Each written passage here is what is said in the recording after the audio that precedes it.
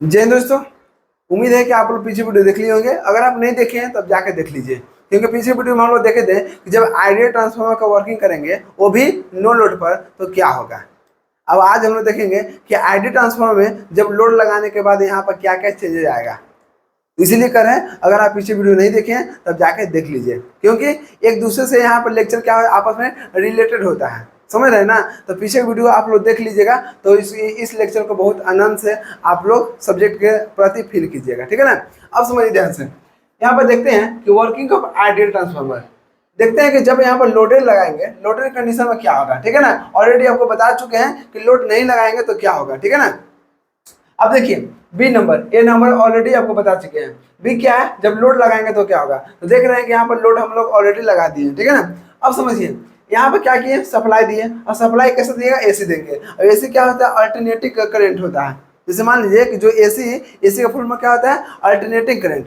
जैसे कहने का मतलब क्या हुआ कि यहाँ पर हम क्या किए, सोर्स दिए, तो सोर्स यहाँ पर क्या है, एसी है, ठीक है ना। ये साइनोसॉइडल होता है, ये 10 मिली सेकेंड पर क्या होगा, आपको चेंज होते रहेगा। आपको प्लस है माइनस है तो फिर आपको माइनस होगा फिर प्लस होगा, मतलब 10 मिली सेकेंड पर क्या होगा, यहाँ पर चेंजेस होगा, ठीक है ना। अब समझिए, इसलिए इसको क्या बोलते हैं, टाइम वेरिंग नेचर।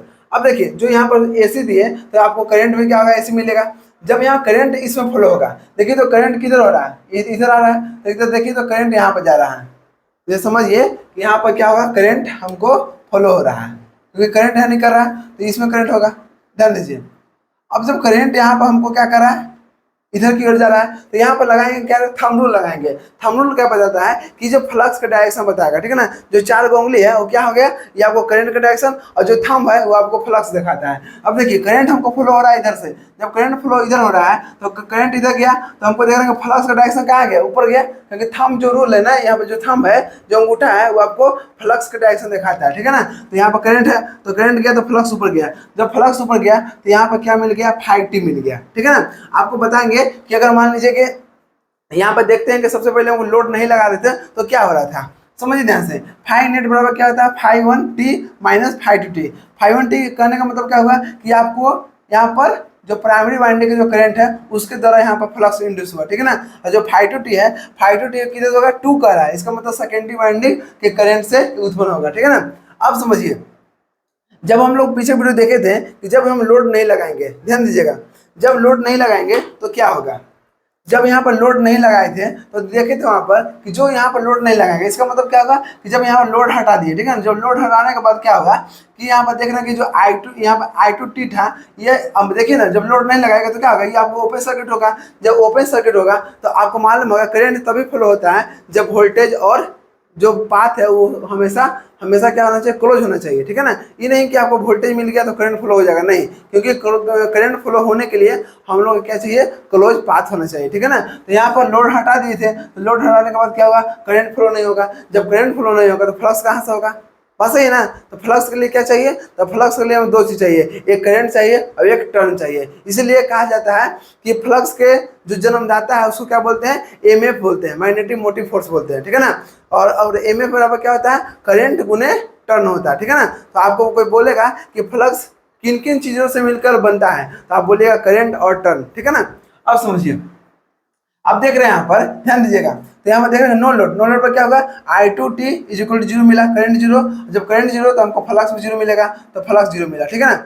अब देख रहे हैं कि जब यहाँ फ्लक्स 0 मिला तो हम लोग देखे थे कि फाइव नेट बराबर क्या हुआ था, 5 1T माइनस 5 2T, ठीक है ना। जो यहाँ पर नेट फ्लक्स है, अब नेट फ्लक्स है तो 5 1T माइनस 5 2T का वैल्यू कहता है 0 आया था, जब 0 आया था 0 रख दिए यहाँ पर, 0 रखे तो हम देख रहे हैं कि हमको 5 1T मिला। इसलिए यहाँ पर देख रहे हैं कि जो फाइनेट है ना वो आपको 5 1 के बराबर है, इसलिए हम लोग यहाँ डायरेक्ट क्या रखें, 5T लेके चल रहे हैं, ठीक है ना। ये किसके बराबर हो जाएगा, 5T के बराबर।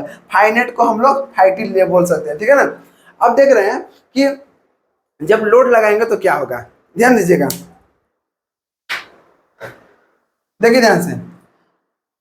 यहाँ पर देख रहे हैं कि जब मान लीजिए कि यहाँ पर क्या हुआ, अब देख रहे हैं कि यहाँ पर E1T है, यहाँ पर ईएमएफ इंड्यूस है। तो ईएमएफ इंड्यूस कब होता है, आपको मालूम है कि जो यहाँ पर करंट है वो क्या है, टाइम वेरिंग नेचर का है, ठीक है ना। ये आपको 10 मिली सेकंड पर चेंज हो रहा है, ठीक है ना। अब बताइए, जब यहाँ पर मैग्नेटिक फील्ड है हमको, जो यहाँ अब बताइए, जब ये करंट आपको टाइम वेरिंग है तो करंट से हमको क्या उत्पन्न होगा, आपको यहाँ पर करंट और टर्न मिलाने से हमको क्या बना, तो फ्लक्स बना। अब बताइए कि जब टर्न यहाँ पर जो करंट है, ध्यान दीजिएगा, जो करंट है वो टाइम वेरिंग नेचर के है, तो फ्लक्स भी क्या होगा, टाइम वेरिंग के। इसका मतलब फ्लक्स हमको क्या होगा, कभी ऊपर कभी नीचे।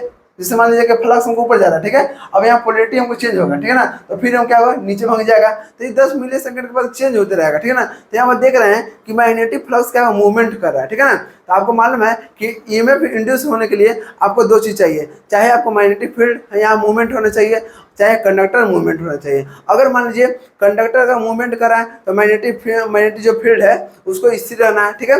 जब यहाँ मैग्नेटिक फील्ड यहाँ मूवमेंट हो रहा है तो वो कंडक्टर स्थिर होना चाहिए, ठीक है ना। तो देख रहे हैं कि यहाँ मैग्नेटिक फील्ड क्या होगा, यहाँ पर जो मैग्नेटिक फ्लक्स है वो आपको मूवमेंट हो रहा है, तो यहाँ पर देख रहे हैं जो टर्न है ना, टर्न हमको स्थिर है, ये आपको ट्रांसफार्मर कोर पर सिर्फ यहाँ पर वाइंडिंग किया हुआ है। अब बताइए इसको द्वारा क्या होगा, हमको इंड्यूस ईएमएफ होगा, ठीक है। जब इसके द्वारा इंड्यूस ईएमएफ होगा उसी प्रकार से जब यहाँ पर देखेंगे जब लोड लगाएंगे, ठीक है। अब यहाँ लिख रहे हैं कि एट लोडेड कंडीशन, ध्यान दीजिए, एट लोडेड कंडीशन जब लोड लगाएंगे तो क्या होगा, लोड लगाने के बाद क्या होगा कि I2T हमको करंट हो गया फ्लो, ठीक है। जब करंट फ्लो होगा तो करंट से हमको क्या होगा बताइए, जिस तरह से यहाँ I1T और टर्न मिला के हमको Φ बना, ठीक है, Φ1T बना, और Φ1T किसके बराबर हो गया, Φ के बराबर, ठीक है ना। अब देखिए जब यहाँ पर करंट फ्लो होगा और करंट और टर्न ऑलरेडी हमको टर्न यहाँ पर दिया हुआ है, ठीक है ना। और यहाँ देख रहे हैं कि E2T यहाँ पर क्या हुआ, सेकेंडरी साइड में हमको इंड्यूस ईएमएफ हुआ, ठीक है ना। जो यहाँ पर इंड्यूस ईएमएफ हुआ वो किसकी वजह से हुआ, तो ये आपको बताए थे हम कि ये जो फ्लक्स है, जो फ्लक्स यहाँ पर भी क्या हुआ, देखिए यही फ्लक्स आपको यहाँ भी आया था ना, तो यहाँ पर फ्लक्स दोनों साइड है, तो यहाँ पर E1T हो गया, यहाँ पर E2T हो गया, इसीलिए E1T को क्या बोलते हैं, सेल्फ इंड्यूस ईएमएफ, और इसको क्या बोलते हैं, म्यूचुअल इंड्यूस ईएमएफ। क्यों, क्योंकि म्यूचुअल इसलिए बोलते हैं क्योंकि आपको ये प्राइमरी की जो होती है ना फ्लक्स है उसके चलते बना था, ठीक है ना, इसलिए इसको बोलते हैं म्यूचुअल इंड्यूस। और जो आपको Φ1T है, यहाँ पर E1T है ना, ये खुद के फ्लक्स और टर्न के मिल से बना था। अब समझिए जब यहाँ पर करंट मिल गया तो करंट और टर्न मिलाएंगे तो क्या बनेगा, मैग्नेटिक मोटिव, यहाँ पर क्या बनेगा, फ्लक्स बनेगा। अब देखते हैं कि फ्लक्स किसके डायरेक्शन में होगा। अब ध्यान दीजिए, जब यहाँ पर देख रहे हैं, ध्यान दीजिएगा, यहाँ पर ये जो आपको इंड्यूस ईएमएफ हुआ ना यहाँ पर जो, तो ये इस लोड के लिए ये आपको यहाँ पर क्या किया, सोर्स की तरह काम करेगा, ठीक है ना। तो यहाँ पर प्लस है तो प्लस से यहाँ करंट निकला, जब प्लस से करंट निकला इसका मतलब क्या हुआ कि देख रहे हैं कि जब प्लस से यहाँ करंट निकला, ध्यान दीजिएगा, प्लस निकला इसका मतलब क्या हुआ कि इधर से निकल रहा है, ऐसे ना देखिए तो यहाँ प्लस गया, ऐसे प्लस गया, फिर क्या किया कि यहाँ पर देख रहे हैं कि भी प्लस ऐसे हुआ, ऐसे हुआ, ऐसे हुआ, ऐसे हुआ, ऐसे हुआ, तो यहाँ भी क्या करेंगे, थंब रूल लगाएंगे, क्या लगाएंगे, थंब रूल। अब देखिए ध्यान से, हमको करंट इधर जा रहा है, ठीक है, तो करंट इधर गया और अंगूठा हमको क्या दिखाएगा, फ्लक्स के डायरेक्शन के, तो क्या किया, करंट इधर गया तो करंट गया, फ्लक्स ऊपर गया, तो फ्लक्स ऊपर गया, तो इसके वजह से I2T और टर्न के वजह से हमको यहाँ पर क्या होगा, फ्लक्स इंड्यूस हुआ। अब बताइए I2T की वजह से निकाला तो क्या होगा, Φ2T होगा, क्या होगा, Φ2T होगा, ठीक है ना। सेकेंडरी वाइंडिंग में क्या होगा, फ्लक्स इंड्यूस होगा, ध्यान दीजिएगा। अब बताइए कि जब इसकी वजह से हुआ तो जो फ्लक्स का डायरेक्शन किधर गया, ऊपर मांगे, ठीक है ना, ऊपर की तरह, जो फ्लक्स हो रहा है वो किधर की जा रहा है, ऊपर की ओर, क्योंकि देखिए करंट का डायरेक्शन किधर इधर है तो फ्लक्स हमको ऊपर जा रहा है, तो हमको करंट का जो फ्लक्स है वो हमको ऊपर की ओर जाएगा, ठीक है ना। इसको बढ़िया से बना लेते हैं, बस आप लोग ध्यान पर समझिए, वो कहीं भी दिक्कत नहीं होगा, ठीक है ना।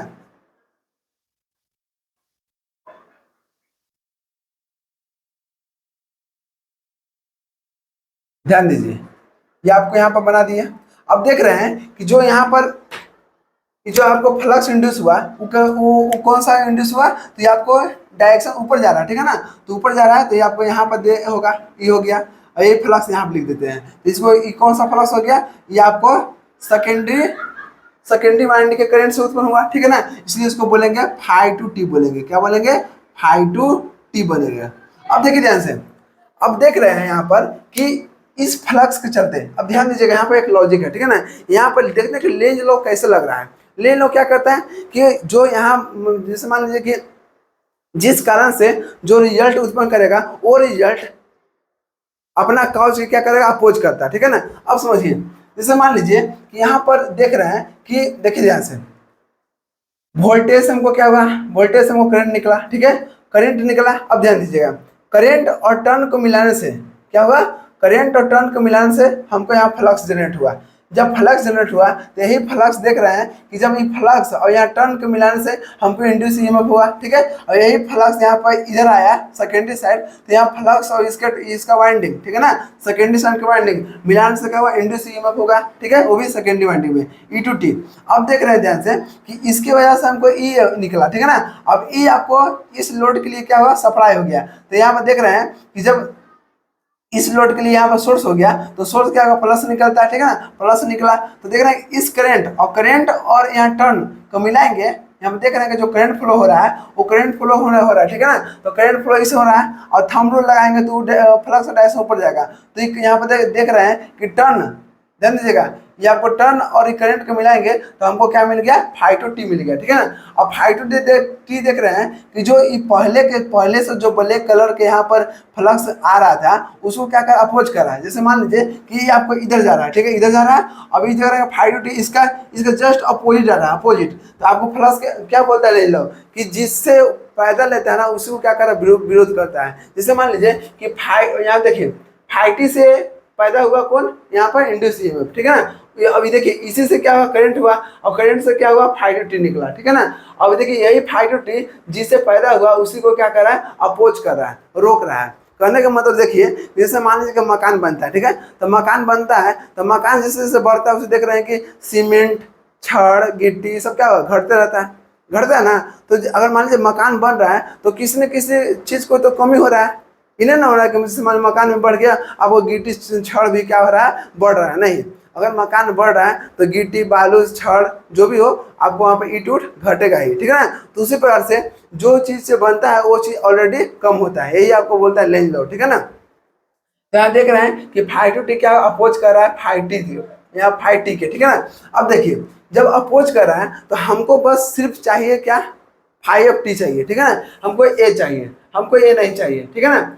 अब देखिए जैसे जब हमको ए नहीं चाहिए और ये हमको चाहिए तो क्या करेंगे, इसके लिए देखिए जैसे जब यहाँ लोडेड कंडीशन, लोड लगाए तो लोड लगाने के बाद क्या होगा कि आपको मालूम होगा कि, ध्यान दीजिएगा, फाइ नेट बराबर क्या होता है, φ1 माइनस φ2, ठीक है ना। अब ध्यान दीजिएगा जब यहाँ लोड लगा दिए, ठीक है, लोड यहाँ पर है, जब लोड लगाए तो ध्यान दीजिएगा जब यहाँ पर लोड लगाए लोड बढ़ गया, ठीक है। जब लोड बढ़ा तो हमको क्या होगा, करंट बढ़ेगा, क्योंकि आपको मालूम होगा कि जो यहाँ जो लोड के डायरेक्टली प्रोपोर्शनल क्या होता है, यहाँ पर लोड होता है। जैसे मान लीजिए कि लोड बढ़ाएंगे तो करंट बढ़ेगा। इसका मतलब क्या हुआ कि लोड के डायरेक्टली प्रोपोर्शनल क्या होता है, करंट होता है। तो जैसे जैसे आपको लोड बढ़ेगा वैसे वैसे करंट बढ़ेगा, ठीक है।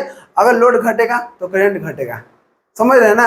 अब समझिए जब यहाँ लोड बढ़ा रहे हैं तो करंट भी क्या होगा, बढ़ेगा। और लोड किधर है, सेकेंडरी साइड, तो सेकेंडरी साइड का करंट भी बढ़ रहा है, ठीक है।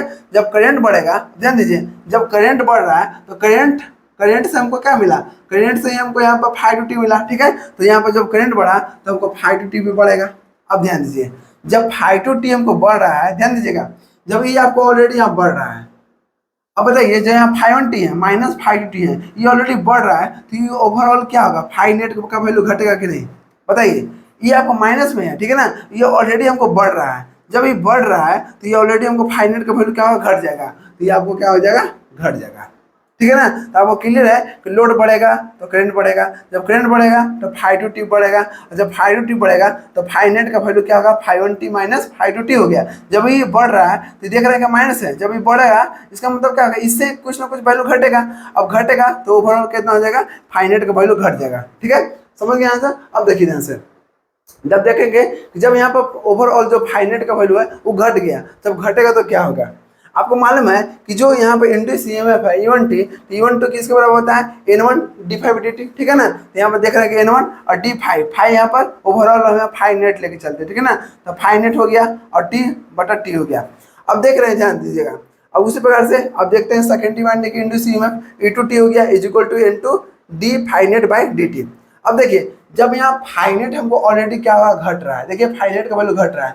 जब यहाँ फाइ नेट का वैल्यू हमको घट जाएगा, ध्यान दीजिएगा, जब ये घट जाएगा तो ऑलरेडी हमको क्या इंड्यूस ईएमएफ भी घटेगा, घट रहा है कि नहीं, आपको इस साइड लिख देना है। देखिए ध्यान से, जब ये फाइ नेट का वैल्यू को घट रहा है तो इंड्यूस ईएमएफ का वैल्यू भी घटेगा। उसी प्रकार से जब यहाँ भी फाइ नेट का वैल्यू को घटेगा तो हमको यहाँ भी क्या होगा, सेकेंडरी साइड का भी इंड्यूस ईएमएफ घटेगा। अब बताइए जब यहाँ पर इंड्यूस ईएमएफ हमको घटेगा, ये तो गलत बात है कि नहीं। इसलिए हम लोग क्या करेंगे, अब देखिए जैसे मान लीजिए कि हम लोग मकान बना रहे हैं, ठीक है, तो मकान बना रहे हैं तो देख रहे हैं कि आपको धीरे धीरे सीमेंट, बालू, गिट्टी, ईटा सब क्या घटते जाता है। तो जब घटते जाता है तो देख रहे हैं कि जो मालिक रहते हैं, जैसे मान लीजिए मकान के जो मालिक हैं, वो देख रहे हैं जैसे घटता है ना उसी प्रकार से पहले फिर ला के रख देते हैं, ताकि घर बनाने में हमको देर नहीं हो, ठीक है ना। ये नहीं कि मतलब आपको घट गया छोड़ दिए तो फिर आपको काम रुक गया, काम को रुकना चाहता नहीं। इसलिए घर मकान बन रहा है तो आपको जो जो चीज़ घटेगा उसको फिर से हम लाके सप्लाई कर देंगे, उसको फिर से दे देंगे, ठीक है ना। उसी प्रकार से जब यहाँ पर इंड्यूस ईएमएफ यहाँ पर क्या हो रहा है, घट रहा है, ध्यान दीजिए, ओवरऑल क्या होगा, जब यहाँ फाइनेट का वैल्यू घटा तो हमको इंड्यूस ईएमएफ का वैल्यू घटा, क्योंकि ये दोनों क्या आपस में डायरेक्टली प्रोपोर्शनल है, ठीक है ना। तो यहाँ फाइनेट का वैल्यू घटा तो इंड्यूस ईएमएफ का वैल्यू घटेगा, ठीक है। उसी प्रकार से जब यहाँ पर भी हमको यहाँ पर घटा तो हमको सेकेंडरी साइड का इंड्यूस ईएमएफ भी घटा। अब देखिए देखिए ध्यान दीजिएगा, अब मकान बना रहे थे तो हमको बालू, गिट्टी, छड़, ईंट जो भी था घट गया। जब घट गया तो क्या करता है, जो मालिक है वो मालिक क्या करता है, फिर से ला के रख देता है।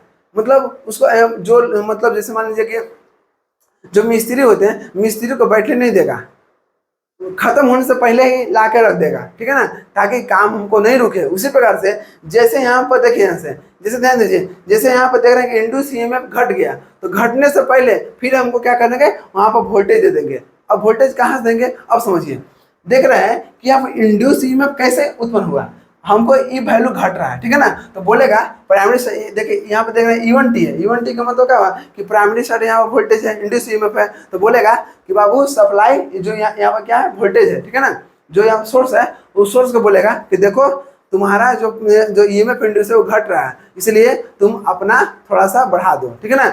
जैसे मान लीजिए मालिक को बोलेंगे कि मालिक जी थोड़ा सा हमको सीमेंट घट रहा है, आप सीमेंट ला के रख दीजिए, तो सीमेंट लाते हैं ना। उसी प्रकार से यहाँ पर देख रहे हैं कि E1T घट रहा है, ठीक है ना, तो E1T घट रहा है तो बोलेगा इसको कि आप थोड़ा सा हमको क्या सोर्स थोड़ा बढ़ा दीजिए, ठीक है ना। जब सोर्स बढ़ेगा तो करंट बढ़ेगा, अब जब करंट बढ़ जाएगा तो करंट और टर्न के मिलान से देख रहे हैं कि जब करंट यहाँ पर देखिए करंट और टर्न के मिलान से क्या होता है, हमको फाइटी बढ़ेगा, ठीक है ना। जब फाइटी बढ़ेगा तो फिर क्या होगा, आपको मालूम आएगा कि यहाँ पर जो करंट फ्लो हो रहा है, करंट फ्लो होने का अब यहाँ पर मैग्नेटिक फ्लक्स यहाँ पर इंड्यूस हो गया तो हमको क्या होगा, E1T निकल जाएगा, ईएमएफ इंड्यूस हो गया तो ये ऑलरेडी हमको E1T भी बढ़ जाएगा, ठीक है ना। इसलिए यहाँ पर पॉइंट लिखे हैं कि जब यहाँ पर मान लीजिए E1T और E2T घट गया तो यहाँ देखिए but this will not happen, ये सही नहीं है, ठीक है ना। जैसे मान लीजिए कि ये नहीं होगा, ठीक है ना, बिकॉज क्योंकि source is connected with the primary side. ये सोर्स क्या है, आपको प्राइमरी साइड क्या है, कनेक्ट है, ठीक है ना, आपको ये होने नहीं देगा। जैसे बोल रहा है ना कि but this will not happen, ये आपको होने नहीं देगा, क्योंकि source is connect primary side, ठीक है ना। सोर्स है, यहाँ सोर्स को क्या कीजिए, मकान के मालिक के नाम रख दीजिए, ठीक है ना।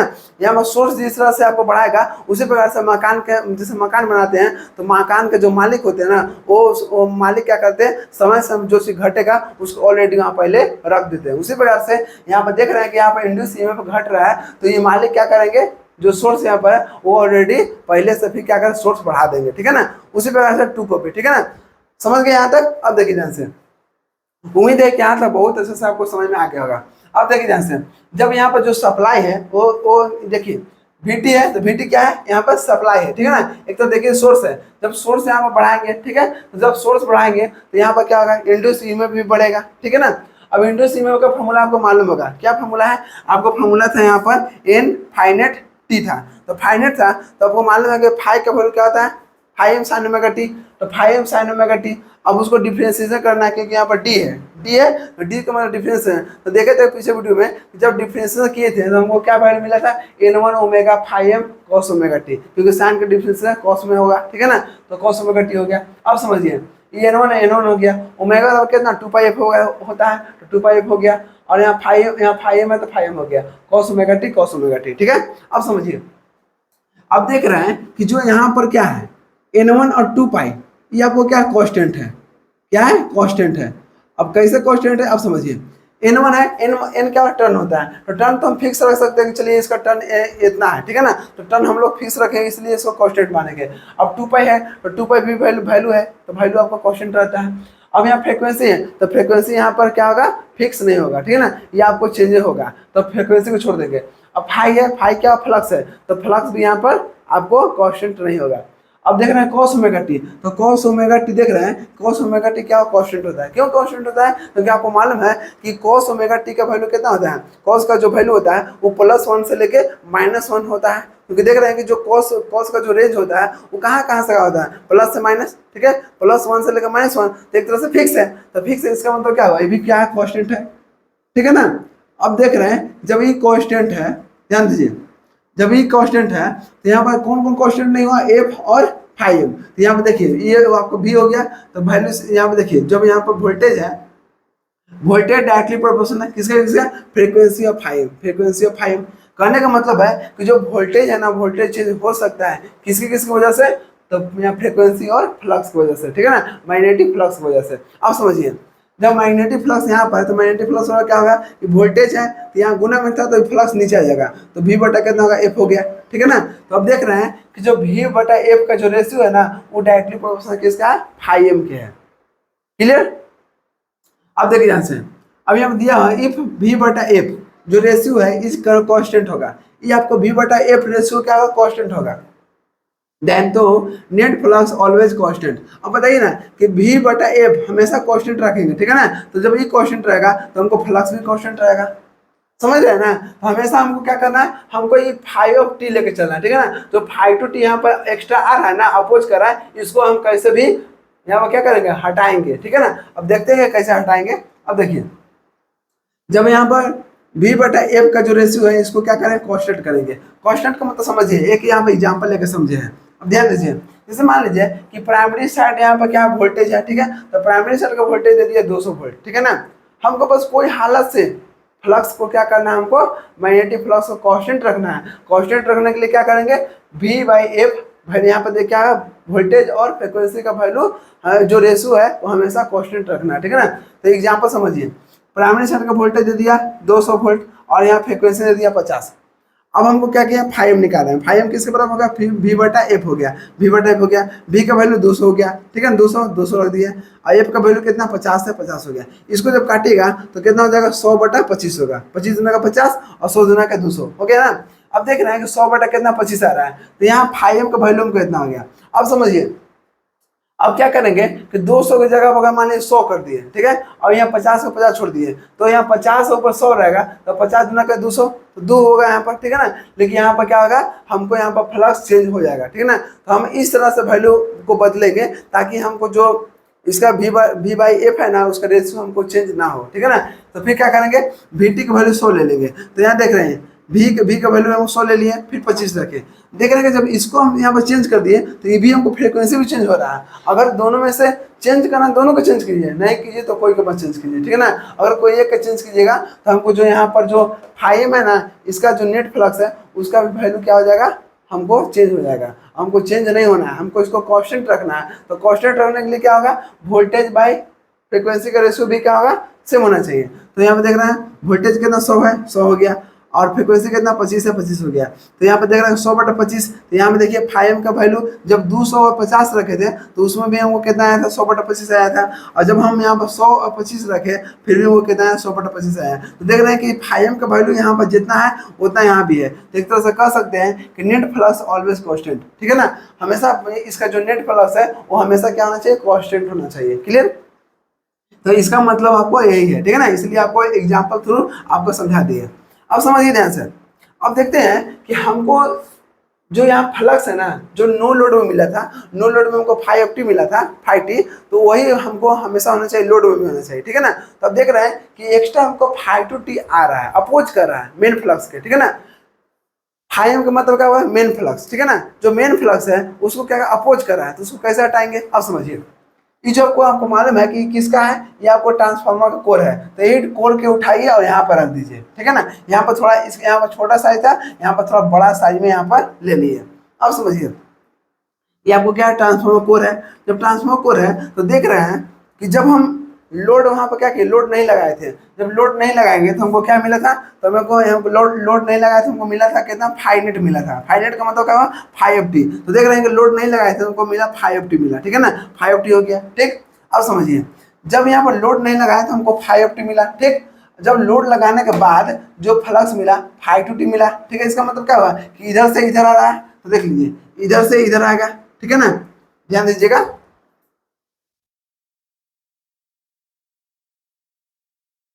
देख लीजिए यहाँ से हमको जो फ्लक्स है, जो फ्लक्स है वो आपको इधर से इधर आ रहा है, ठीक है ना। इसका मतलब क्या हुआ कि सेकेंडरी साइड से आ रहा है, सेकेंडरी साइड से प्राइमरी साइड से वो कौन आया था, फाइव टी, ठीक है ना। अब इसी को क्या बोलते हैं, फाइव वन टी, ठीक है ना। अब देखिए यहाँ से क्योंकि लोडेड कंडीशन है, सॉरी नो लोड में था, तो नो लोड में क्या हुआ था, नो लोड में देख रहे हैं कि यहाँ पर क्या हुआ, ये जो फाइव नेट है ना वो फाइव वन टी के बराबर था, इसलिए हम लोग डायरेक्ट इसको फाइव टी लेकर चलते हैं, ठीक है ना। तो फाइव टी हो गया। अब देखिए जब यहाँ लोड लगाए तो लोड लगाने के बाद क्या हुआ, फाइव टू टी मिला, तो फाइव टू टी किधर है, इधर से इधर जा रहा है, तो यहाँ पे देख रहे हैं कि इधर से इधर हमको फाइव टी आया। अब देख रहे हैं कि हमको इसको क्या करना है, कांस्टेंट रखना है। तो कांस्टेंट रखने के लिए क्या करेंगे, कांस्टेंट रखने के लिए जो इसको हम क्या करेंगे, जो फाइव टू टी हमको एक्स्ट्रा मिल रहा है फ्लक्स ना, उसको हटाएंगे। अब देखिए ध्यान से, अब देखेंगे कि जब यहाँ पर फ्लक्स हमको इंड्यूस हुआ, इस किसकी वजह से हुआ, तो लोड की वजह से हुआ है कि नहीं। जब लोड यहाँ पे लगाए थे ना, लोड लगाने के बाद हमको क्या मिला, फाइव टू टी मिला। पीछे वीडियो देखे थे जब लोड नहीं लगाए थे तो हमको क्या हुआ, करंट भी जीरो मिला और फ्लक्स भी जीरो मिला था। देख लीजिए यहाँ पे देखिए, नो लोड, तो लोड नहीं लगाए थे तो करंट भी जीरो और फ्लक्स भी जीरो। जब यहाँ पर लोड लगाए तब ना, तो जो फाइव टू टी आया वो कैसे आया, तो लोड लगाने से आया। और लोड क्या होगा, वेरिएबल होगा, ठीक है ना। वेरिएबल का मतलब क्या होगा, ये आपको चेंज होते रहेगा, कोई आपको इसको फिक्स नहीं रख सकते हैं। कभी लोड घटेगा भी तो फ्लक्स भी घटेगा, कभी लोड बढ़ेगा तो फ्लक्स भी बढ़ेगा, समझ रहे हैं ना। इसलिए इसको बोलेंगे ये आपको कहाँ से आया, लोड से आया, और लोड कैसे होता है, वेरिएबल होता है।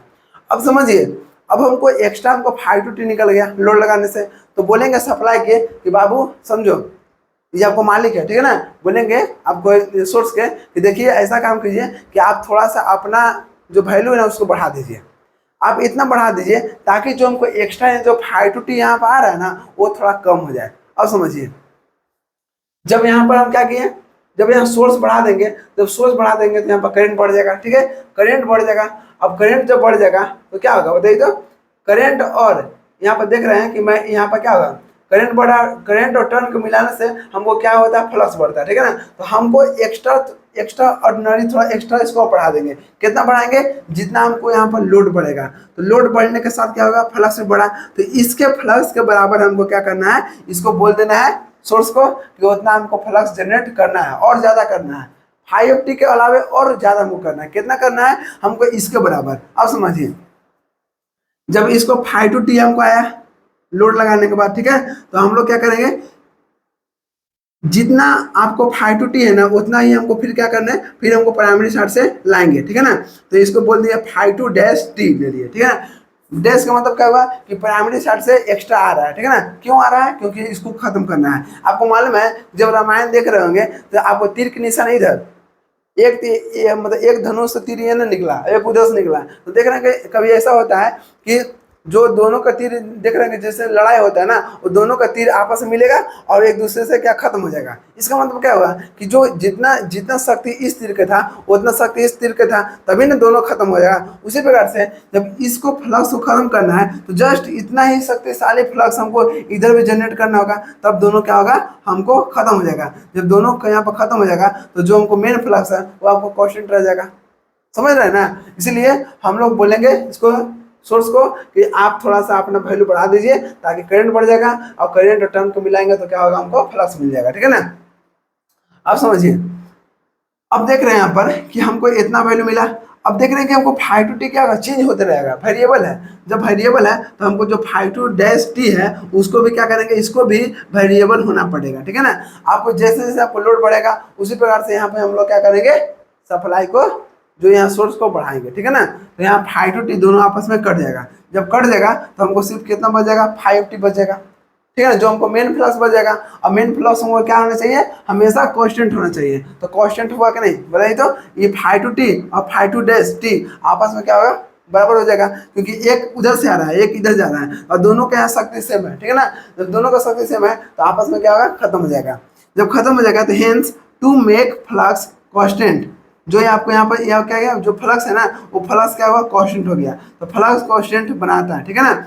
M F should be balance, और जो एम एफ है ना, जो मैग्नेटिक मोटिव फोर्स है वो आपस में बैलेंस होगा, ठीक है ना। क्योंकि वो मालूम है कि एम एफ से ही हमको क्या होता है, फ्लक्स को जनरेट होता है। इसलिए हमको जो एम एफ है, मैग्नेटिक मोटिव फोर्स है, वो हमेशा बैलेंस होना चाहिए, जैसे जैसे आपको फ्लक्स सेकेंडरी साइड से बढ़ेगा उसी प्रकार से हमको ईएमएफ हमको थोड़ा सा और बढ़ेगा, क्योंकि हमको दोनों का फ्लक्स को क्या करना है, कांस्टेंट रखना है, ठीक है ना। तो चलिए यहाँ तक आप नोट डाउन कीजिए, थोड़ा और देखते हैं कि इसका क्या क्या होता है।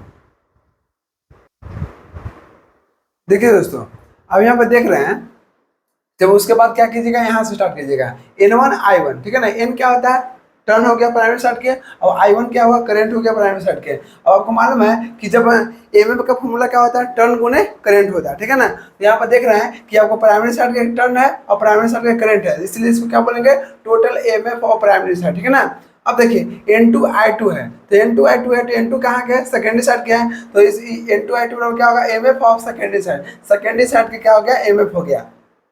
अब ये आपको N1 और IM हो गया, IM का मतलब क्या, मेन फ्लक्स हो गया, ठीक है ना, मेन फ्लक्स है, तो इसको क्या बोलेंगे, ये आपको प्राइमरी साइड है तो इसको बोलेंगे प्राइमरी साइड के एमएफ हो गया, ठीक है ना। अब देखिए ध्यान से, आप देख रहे हैं कि इसमें टोटल मैग्नेटिक मोटिव फोर्स कौन हो गया, तो आपको ये हो गया N1 I1 हो गया, तो N1 I1 is equal to कितना हो गया, बोलिए, दोनों को जोड़ देंगे, ठीक है ना, क्योंकि जब इसके बराबर आपको इसको कीजिएगा तब यहाँ पर क्या हो गया, यहाँ पर आपको जो मैग्नेटिक मोटिव फोर्स हो वो आपको क्या होगा, कांस्टेंट मिलेगा। तो क्या किए, यहाँ पर जो N1 IM है, यहाँ पर प्राइमरी साइड के टर्न और मेन करंट दोनों क्या लिखेंगे, ठीक है, फ्लक्स यहाँ पर दोनों लिख दिए। आपको मालूम है कि फ्लक्स कहाँ से जनरेट होता है, फ्लक्स के जन्मदाता कौन है, तो बोलिएगा एमएफ, ठीक है ना, तो मैग्नेटिक मोटिव फोर्स, इसलिए इसको बोलते हैं मेन फ्लक्स बोलेंगे। अब इसको आपको सेकेंडरी साइड है इसलिए इसको बोलेंगे सेकेंडरी फ्लक्स बोलेंगे, ठीक है ना।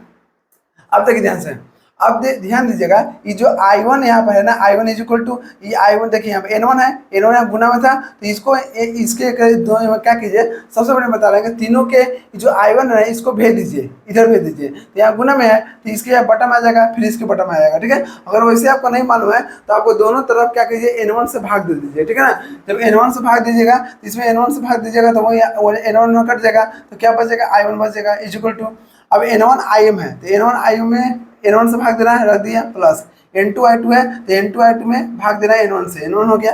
अब देखिए N1 N1 क्या कट गया, ठीक है ना, तो क्या बचा, I1 bar is equal to, यहाँ पे देख रहे हैं कि IM बार हो गया प्लस, अब देख रहे हैं कि N2 बटा N1 क्या होता है, इसमें आपको देखिए, आपको पता है जब टर्न रेशियो बराबर क्या होता है, N1 बटा N2, ध्यान दीजिए, तो इसी का क्या उल्टा है, ठीक है ना। तो बताइए कि जब इसको उल्टा करेंगे तो हमको 1/a बराबर कितना हो जाएगा, N2 बटा N1 होगा कि नहीं, इसको हम पलट दिए तो N2 ऊपर चल जाएगा, N1 नीचे आएगा, हो गया। अब ये ऊपर से नीचे हो गया तो इसको हम क्या कहिए, इस तरह से लिख सकते हैं, तो देखिए N2 बटा N1 है तो इसको क्या होगा, 1/a हो गया, तो 1/a हो गया, ठीक। अब I2 ऊपर था, I2 पर हो गया। अब देख रहे हैं कि I1 बार तो I1 बार हो गया इज इक्वल टू IM हो गया प्लस, अभी I2 बार बटा A है, ठीक है ना, इसको हम लिख देंगे I2 बार डैश लिख देंगे। I2 डैश करने का मतलब क्या हुआ, I2 देखने का पता चला कि I2 है, इसका मतलब सेकेंडरी का करंट है, ठीक है ना। लेकिन डैश का मतलब क्या हुआ, ये सेकेंडरी करंट तो है लेकिन रेफर कहाँ से हो रहा है, तो रेफर आपको प्राइमरी साइड से हो रहा है, देखिए, इसलिए I2 डैश को क्या बोलते हैं, secondary current refer to primary side. कैसे पहचाने का ध्यान दीजिए, I2 देखने से लग रहा है कि किसका करंट है, I2 है, 2 का मतलब क्या हो, सेकेंडरी साइड, तो सेकेंडरी करंट हो गया, ठीक है। अब डैश है, डैश का मतलब क्या हो, कि रेफर कहीं ना कहीं से रेफर किया गया है। जैसे मान लीजिए कि किसी का एक्सीडेंट हो गया, ठीक है, जब एक्सीडेंट हो जाता है बहुत ज़्यादा तो ना बोलते हैं कि फलाना हॉस्पिटल से वहाँ रेफर कर गया, मतलब दूसरा जगह से रेफर कर दिया, मतलब जहाँ पर देखा कि रेफर करने का मतलब क्या हुआ कि इससे नहीं हुआ तो वो अपना वो मतलब आगे मतलब अब बढ़िया डॉक्टर के पास क्या किया, रेफर कर दिया कि नहीं आपको यहाँ नहीं होगा, आप चल जाइए कहीं और चल जाइए, तो रेफर कर गया, वही हो गया आपको, ये इसका मतलब ट्रांसफर कर दिया, ठीक है ना। ये हमसे नहीं होने लायक है, हमसे इलाज नहीं हो सकता है, इसलिए आप दूसरा हॉस्पिटल में चले जाइए, ठीक है ना, इसलिए उसी को क्या बोलते हैं, रेफर बोलते हैं। तो यहाँ पर I2 है, इसी बोलेंगे सेकेंडरी करंट बोलेंगे, ठीक है ना। एक डैश है, डैश करने का मतलब refer to primary side, primary side से क्या हुआ, रेफर कर दिया गया सेकेंडरी साइड में, ठीक है ना। अब देखिए, अब ध्यान दीजिए, इससे वो क्या किए हम एक तरह से यहाँ पर लेके मॉडलिंग ऑफ आइडियल ट्रांसफार्मर, जो आइडियल ट्रांसफार्मर है उसको मॉडलिंग यहाँ पर करेंगे। जो यहाँ पर I1 is equal to IM plus I2 dash है ना, इसको यहाँ पर आपको पता लगेगा। देखिए यहाँ से, यहाँ पर आपको मालूम है ये आपको हो गया प्राइमरी साइड, ये आपको हो गया सेकेंडरी साइड, ठीक है ना। अब देखिए, जब primary side secondary side, primary side में क्या करते हैं, सोर्स देते हैं, ठीक है, यहाँ से करंट निकलता है। जब करंट निकलता है तो देख रहे हैं कि जो यहाँ पर I1 जो करंट है ना, वो IM जो main current plus I2 dash दोनों का क्या है, सम है। तो सम करने का मतलब क्या हुआ कि अगर इस पर आप निकालिएगा KCL तो क्या हो गया, IM इधर आ गया और I2 डैश उधर हो गया। I2 डैश है, इसका मतलब क्या है, सेकेंडरी करंट तो है लेकिन रेफर कहाँ से किया गया, प्राइमरी साइड, ठीक है ना, प्राइमरी साइड से। तो देख रहे हैं कि प्राइमरी साइड में, ठीक है ना, क्योंकि यहाँ दिया secondary current refer to primary side, ये प्राइमरी साइड की ओर क्या करना है, रेफर किया है, ठीक है ना, लेकिन है सेकेंडरी साइड के। तो देख लीजिए ये सेकेंडरी साइड नहीं है लेकिन प्राइमरी साइड में है, क्योंकि आपको प्राइमरी साइड की ओर क्या है, रेफर किया गया है, ठीक है ना। तो यहाँ पर देखिए I2 डैश हो गया। अब देख रहे हैं कि जो यहाँ मेन जो करंट है वो आपको यहाँ पर देख रहे हैं कि यहाँ पर क्या किया है, एक कॉइल है, ठीक है ना, कॉइल के साथ है। अब देखिए एक यहाँ पर जो आपको प्राइमरी वाइंडिंग है तो इसको यहाँ पर इंड्यूस होगा EMF E1T, ठीक है ना, इसका टर्न का संख्या N1 हो गया, इसका टर्न का संख्या N2 हो गया। अब इसके अक्रॉस से आपको EMF इंड्यूस होता है E2T हो गया, क्लियर। अब देखिए अब इसके जो इस आपको सप्लाई हो गया, इसके लिए जब इसके लिए सोर्स हो गया तो यहाँ से करंट निकलेगा इसी तरह से लोड में आपको फ्लो होगा। अब आपको पता चला होगा कि ट्रांसफार्मर जब हम लोग बनाते हैं तो ट्रांसफार्मर के बीच में देख रहे हैं कि जब उसका सर्किट डिजाइन करते हैं तो देखते हैं कि यहाँ बीच में दो का लाइन रहता है, ठीक है ना। तो बहुत लोग को पता नहीं रहता कि दो का लाइन है उसका मतलब क्या होता है। तो इसका मतलब आपको देखिए लीनियर मैग्नेटाइजेशन होता है। क्या होता है, लीनियर मैग्नेटाइजेशन, ठीक है ना। आपको बहुत डिटेल से बताएंगे कि क्या होता है, बस आप ये जानिए नाम अभी तक कि इसको क्या बोलते हैं, लीनियर मैग्नेटाइजेशन बोलते हैं। देखिए कोई चीज़ का सही टाइम आता है, ठीक है ना, इसलिए आप उस टाइम बताएंगे तो आपको और क्लियर हो जाएगा। बस जानिए कि दो के लाइन है ना उसको मतलब क्या होगा, लीनियर मैग्नेटाइजेशन बोलते हैं, क्लियर। अब समझिए, अब I1T है, I1T प्राइमरी है तो इसको बोलेगा प्राइमरी करंट, ठीक है। I2T है सेकेंडरी साइड है तो इसको बोलेगा सेकेंडरी करंट हो गया। अब IMT है, IM का मतलब क्या होगा, मैंने यहाँ पे देख रहे हैं कि मैग्नेटाइजिंग करंट हो गया, ठीक है। और I2T है तो I2T का मतलब I2 का मतलब क्या हुआ कि सेकेंडरी करंट तो था लेकिन इसको रेफर किधर गया, तो प्राइमरी साइड में रेफर कर दिया। तो यहाँ लिखा रेफर टू प्राइमरी साइड की ओर रेफर कर दिया गया, ठीक है ना। आपको देखने से पता लगना चाहिए कि I2 डैश है, पहले I2 है, ठीक है ना।